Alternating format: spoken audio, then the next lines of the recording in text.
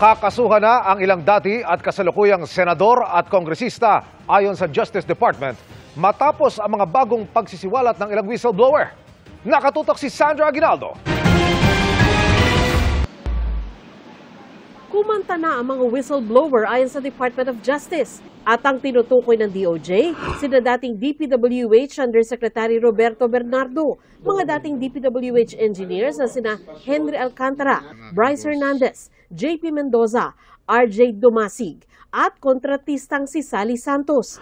Ayon kay Justice Undersecretary Jesse Andres, bukod sa siniwalat na nila ang lahat ng kanilang mga nalalaman, itinuro din daw ng mga ito ang mga nakatransaksyon nila, kabilang ang ilang senador at kongresista. Previously, the first interview, they give a few anecdotes, narratives. The second interview, they give a little more. But now, I'm very happy to say that they are telling everything. So at this point in time, we believe that there is now sufficient evidence to implicate even politicians. We already have a handful of senators, a handful of congressmen, but the work doesn't stop there.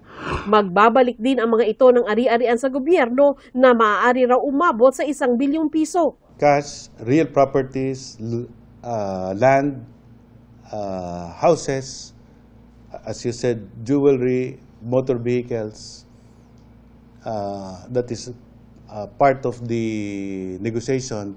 And they are also saying that everything that was already frozen in their accounts.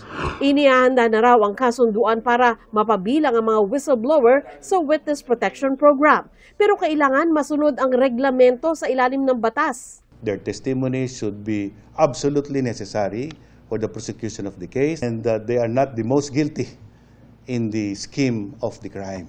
We are not giving any blanket immunity to any of the whistleblowers.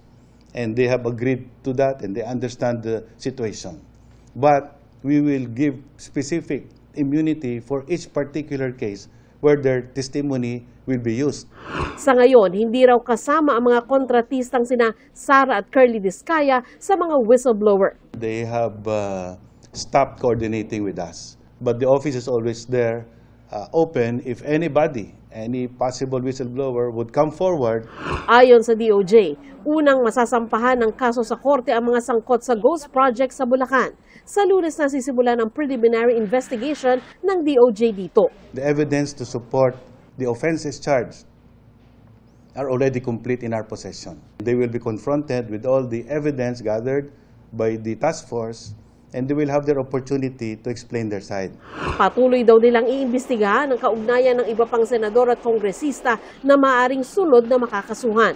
Pati na si former Representative Zaldi Co na naiugnay daw ng mga testigo sa 16 na transaksyon.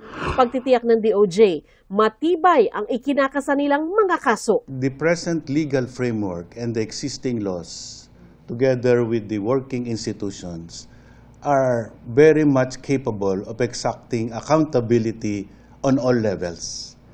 Para sa GMA Integrated News, Sandra Aguinaldo, Nakatutok, 24 Oras.